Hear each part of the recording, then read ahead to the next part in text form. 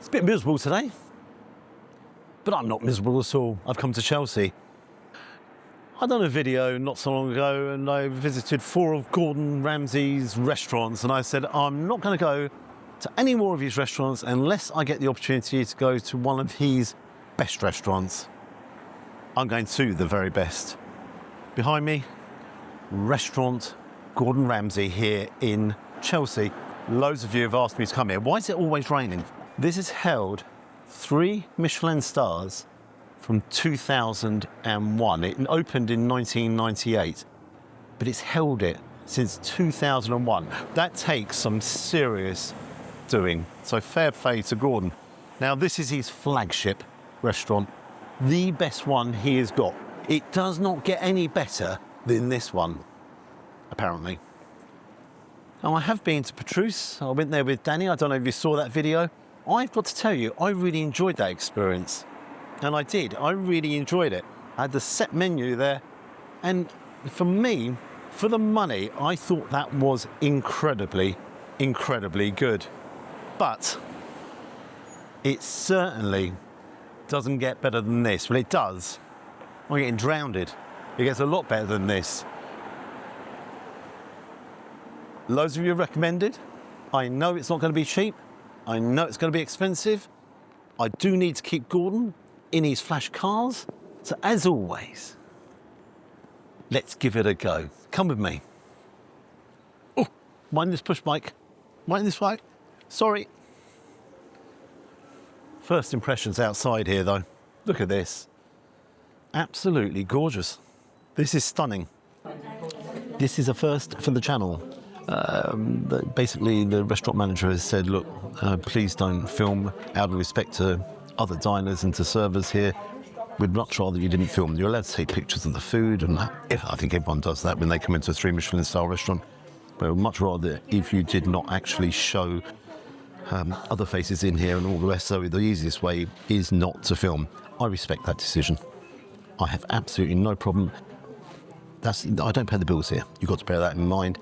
And people are paying a lot of money. Now, I have looked online, I've seen other YouTubers have been here and they've done videos. Maybe they've changed their policy.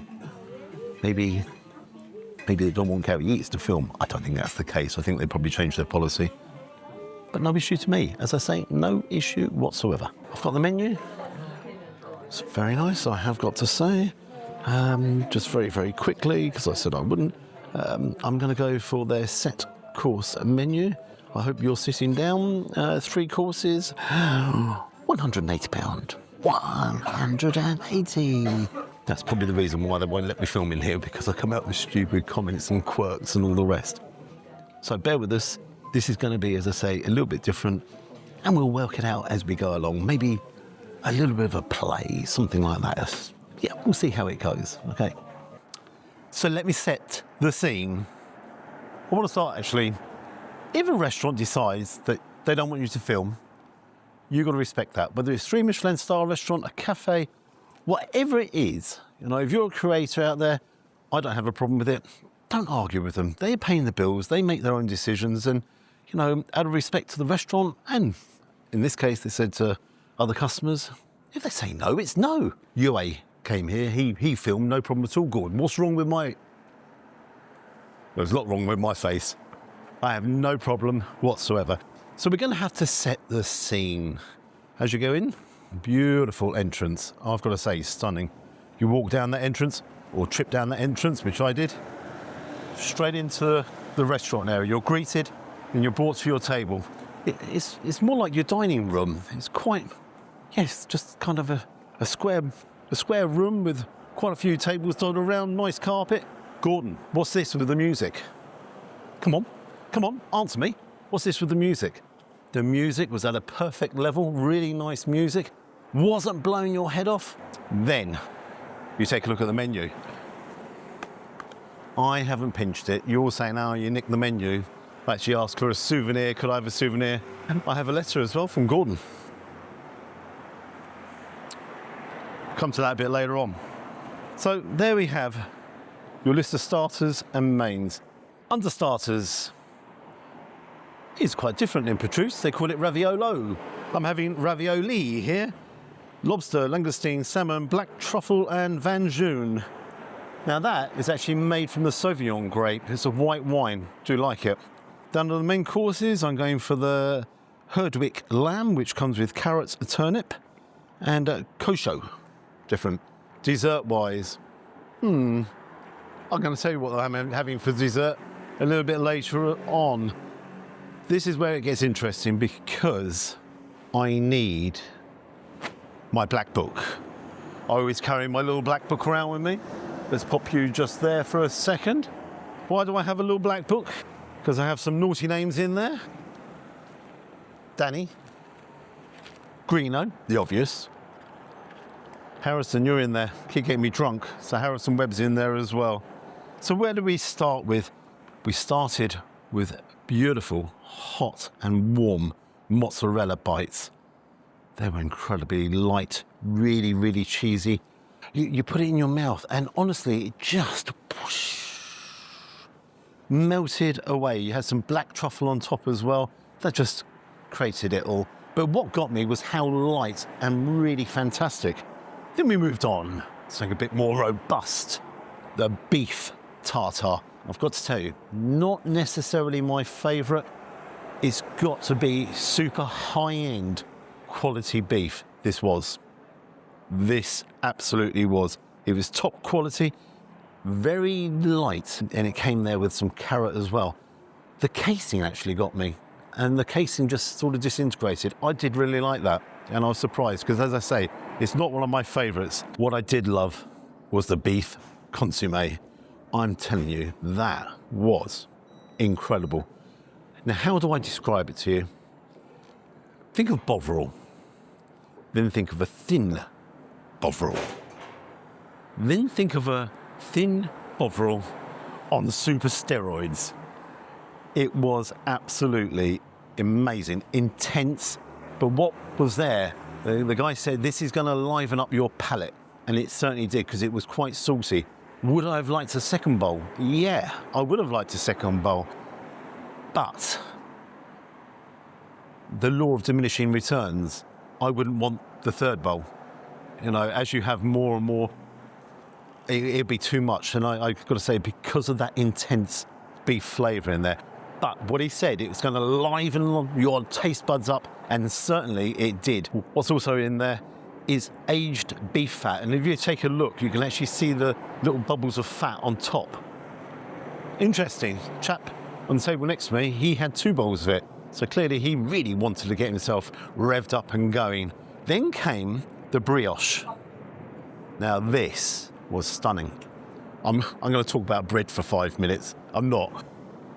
The brioche was absolutely incredibly light. Lovely level of sweetness with it. But what made that, okay, was the outer coating with the honey, black pepper. You bit in, you had the softness of the brioche, and then you had the crunch of the exterior. I'm telling you, that was absolutely amazing. It obviously was served warm. It came with Oxfordshire butter, salted. You saw I put lots on there. Bit naughty, loads of salt on there. Well, no, loads of butter on there, but that was amazing, I've got to say. And I love the design of it. It looked incredibly picturesque. That's the other thing. With everything that was there, the presentation was immense. And it was absolutely spot on presentation. But then we move on to the main event. Ladies and gentlemen, we start with the ravioli. What I liked, it's made in-house, so the pasta itself is all made in-house, and you could tell straight away. The casing, the ravioli, held everything together brilliantly, but wasn't stodgy. I thought it was absolutely brilliant. You had lobster in there, salmon, langoustine, and lemon. And you could taste every single element that was there. It was light, it was subtle, it was elegant and refined, a little bit like myself, if I may say so myself. You know I'm telling a lie there. And then the sauce around it, you could taste a little bit of the wine that's in there. It's made with cream. It brought that whole dish all together. It wasn't too heavy. Now, you've got to bear in mind, you've already had quite a few little nibbles on the way. So you don't want to be having too much. And loads of you are going to turn around and say, Gary, you're talking nonsense, only small plates. I could eat 15 of them, then go for fish and chips afterwards. I tell you what, you couldn't. You can't. That food's very rich. The cameraman, he decided to have the winter salad. I mean, it's not cold enough outside, but he decided to have the winter salad. Beautiful presentation. That actually did look stunning. What got me there, it comes with beetroot, it has blackberries, it has carrots, was the beetroot. It was the best beetroot I've ever had. As I say, stunning presentation. Had the hazelnuts in there as well. A light and delicate way to lead into your main course. Me, I'm more robust, I'm braver. So then we move on to the Herdwick lamb. The lamb itself is a saddle of lamb. It comes with the beautiful jus, the carrot puree. Now that complemented the lamb brilliantly. And I do mean absolutely fantastically well, because then it brought up another level of sweetness. The lamb was cooked absolutely perfect, no issue. However, it was just lacking that little bit, and I do like my lamb, it was lacking that bit in flavour. It was really, really sweet. It melted in your mouth. It done the usual, what you would expect, but I wanted a little bit more punch for me dollar, if you like. And that kind of didn't happen. The kosho, now that is, it kind of brought everything down, because there's a level of sweetness that needed help, and the kosho helped with that and brought it nicely down. Again, the presentation was fantastic. The cooking was really good. I want to make it clear, there was nothing wrong with the lamb. Absolutely nothing. But I'm in a 3 Michelin star restaurant, and I want to be blown away, as Gordon would want you to be completely and utterly blown away. It didn't quite do it, but there's still nothing wrong. Nothing wrong. It tasted really, really good. The star of the show was the jus. And the kosho, as I said, that really helped, because it has a slight bitterness, and that cuts through an awful lot of the sweetness of the lamb and the carrot. Now, ladies and gentlemen, this is it. This is it. Hold me back. Dessert time. Pre-dessert. Mango sorbet. Has some coconut, jasmine rice. It lasted 14 seconds. Stom, stom, stom. Beautiful mango, then the lime, the sweetness of the bitterness of the lime cut through, and that leveled everything out. I was surprised how that all balanced out, but that then set me up for one of the nicest soufflés I've ever had in my whole life. Cream caramel, saw the way the lady presented it, lovely level with the soufflé rising. Now what got me was how super light it was when shum, gone. I was like, no, where's it gone? Back in, gone. Oh, no, where's it gone? Come back here. Back in. It had a biscuit bottom to it. It wasn't a soggy bottom. It was a biscuit bottom. That to me is up there in the top 3 best desserts I've ever had. I'm a little bit addicted to soufflés, you know, my old Gordon Bennett. Bit of haddock in the old breakfast soufflé, you know me, I like a bit of soufflé. Cameraman, what did he have? Well, he actually went for something a little bit different. He went for the cheesecake with rhubarb. Yes, rhubarb, and no custard. Mascarpone. So you had this beautiful mascarpone, but the sharpness, and it was, well, pointed sharpness of the rhubarb. So you had two, but two going against each other, the mascarpone versus the rhubarb. Who won? It was a draw. And again, that is clever cooking, because it's the balance of flavours, and the balance worked so well. And that was in the top 5 best desserts I've ever had. I'm totally deserted right out. Tiramisu, tarts, right at the end. Beautiful. Why did I have so much dessert? God, I'll tell you what I should have done. Forget desserts and just say, you couldn't just bring me another couple, yeah? Just another two more. There it ended. There ended the play. It ended. But it didn't quite end. Where's the bill? Oh. I have the bill here. Do you like the way this is all laid out and set up? Let's just see what it says. It's all exciting, isn't it? And the winner is... I thought something was going on there. Let's put that there, put that there. Hi Gary, I wish to welcome you to my #1 restaurant in the world. You do not dare film, you do not pass go, and you do not collect 200. Love, Gordon. It's not really, it's just the bill. So obviously both of us at the a la carte menu, £180 each. This is beyond for a special occasion. This is for your 50th wedding anniversary, your 25th birthday.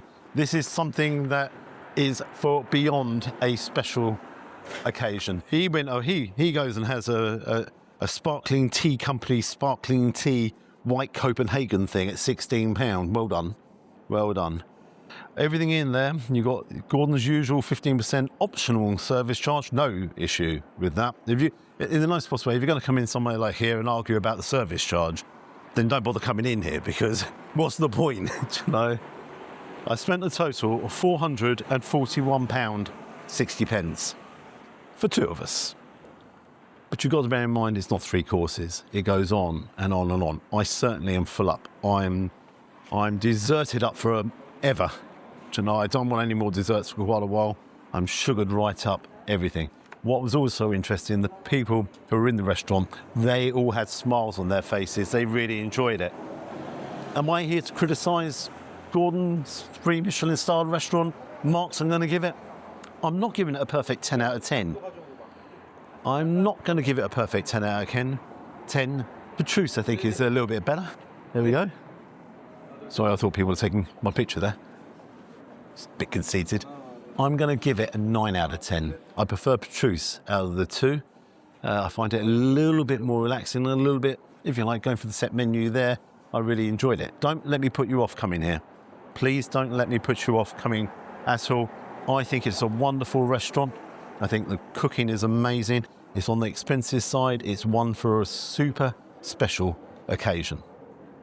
Guys, if you could like and subscribe to the channel, you know I always appreciate it. And until next time, don't know what they're doing next to me. Bye-bye. Ah, right.